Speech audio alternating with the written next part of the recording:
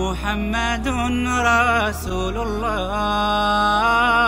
মুহাম্মাদুন রাসূলুল্লাহ। ওয়ালাইকুম আসসালাম ওয়া রাহমাতুল্লাহি ওয়া বারাকাতুহু। 5013 ভাই প্রশ্ন করেছেন যে অনেক সময় ঘুমের ঘোরে আমরা বিভিন্ন ধরনের স্বপ্ন দেখে থাকি, কারোর বা মৃত্যু, কারোর বা বিদায়, কারোর বা ক্ষতি, অনেক কিছু দেখে থাকি। তো এই ব্যাপারে ইসলামের বক্তব্য কি? তো এই বিষয়ে ইতিপূর্বেও আলোচনা হয়েছে। তো স্বপ্ন আসলে 3 প্রকার মৌলিকভাবে। এক প্রকারের স্বপ্ন হচ্ছে যাকে আর রুইয়া বলা হয়, যা আল্লাহ জাল্লা জালালুহুর পক্ষ থেকেই দেখা হয়, সেটা আল্লাহর রহমত এবং নেয়ামত স্বরূপ। তো এই ধরনের স্বপ্ন দেখলে আল্লাহর শুকরিয়া আদায় করতে হবে, সেটার যৌক্তিকতা আছে, সেটার ব্যাখ্যা আছে, উপকারিতা আছে, দুনিয়া এবং আখিরাতের কল্যাণ তাতে নিহিত আছে। আর আরেক প্রকারের স্বপ্ন আছে যেটা ক্লান্তি, শ্রান্তি, দুশ্চিন্তা, অস্থিরতা ইত্যাদির কারণে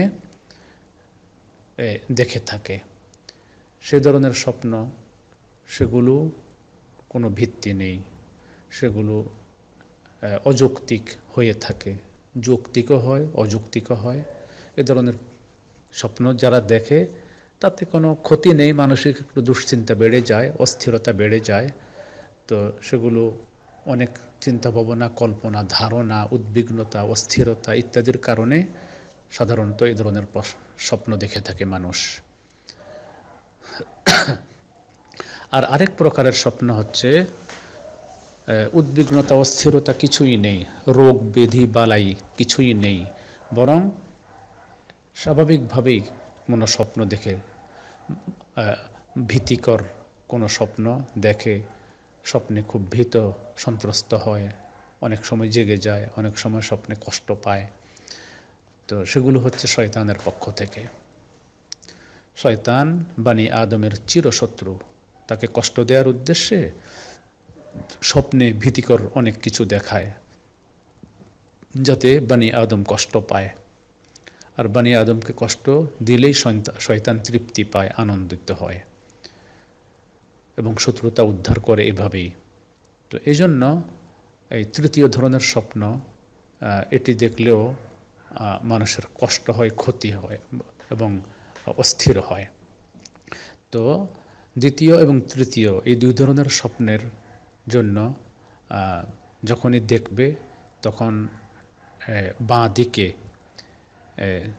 3 বার থু থু থু এভাবে থুতু নিক্ষেপ করা হবে না, বরং থুতু নিক্ষেপের মতো 3 বার বাঁ দিকে এভাবে থু থু করবে, থুক দিবে এবং ডান কাঁধে আবার শুয়ে পড়বে। যদি অন্য কাঁধে থাকে তাহলে ডান দিকে ডানমুখী হয়ে তারপর শোবে। তো তাহলে আল্লাহ তাআলা তার প্রতি রহম করবেন এবং শয়তানের ওয়াসওয়াসা থেকে তাকে হেফাজত করবেন এবং আউযু বিল্লাহি মিনাশ শাইতানির রাজিম এটি পড়বেন। আর বাকি যে কোনো ধরনের ক্ষতিকর স্বপ্ন, ভয়ভীতি ইত্যাদির থেকে এবং জিনের আসর থেকে বাঁচার জন্য শোয়ার পূর্বে, ঘুমানোর পূর্বে যদি ওযু করে ঘুমানো সম্ভব হয় তো তাহলে যেন ওযু করে ঘুমানো হয়। এরপর সূরাতুল বাকারার শেষ 3টি আয়াত, শেষ 2টি আয়াত আমানার রাসূলু বিমা উনজিলা ইলাইহি মির রাব্বিহি ওয়াল মুমিনুন থেকে আলাল কাফিরিন পর্যন্ত তেলাওয়াত করবেন। এরপর আয়াতুল কুরসি পড়বেন। এরপর কুল হুয়াল্লাহু আকবার, কুল হুয়াল্লাহু আহাদ একবার, কুল আউযু বিরাব্বিল ফালাক একবার, কুল আউযু বিরাব্বিন নাস একবার। এরপর পড়বেন আল্লাহুম্মা আসলামতু নাফসি ইলাইক ওয়া ফাওয়াদতু আমরি ইলাইক ওয়া ওয়াজ্জাহতু ওয়াজহি ইলাইক ওয়া আলজাতু যাহরি ইলাইক রাগবাতান ওয়া রাহবাতান ইলাইক লা মালজা ওয়া লা মানজা মিনকা ইল্লা ইলাইক আমানতু বিকিতাবিকাল্লাযী আনজালত ওয়াবিনাবিয়িকাল্লাযী আরসালত, এই দোয়াটি পড়বেন, সহিহ হাদিসে বর্ণিত। এরপর বিসমিকাল্লাহুম্মা আহইয়া ওয়া আমুত, এরপর এই দোয়াটি পড়বেন এবং সর্বশেষ পড়বেন লা ইলাহা ইল্লাল্লাহ, পড়ে আপনি ডান কাঁধে শুয়ে পড়বেন। ইনশাআল্লাহ শয়তানের যে কোনো ধরনের ওয়াসওয়াসা, জিন এবং সৃষ্টি জীবের যে কোনো ধরনের অনিষ্ট থেকে আল্লাহ তাআলা আপনাকে হেফাজত করবেন। তো এইভাবে আমল করে যদি শুইতে পারেন খুবই ভালো। তো আল্লাহ তাআলা আমাদের সকলকে হেফাজত করুন, আমিন ইয়া রাব্বাল আলামিন।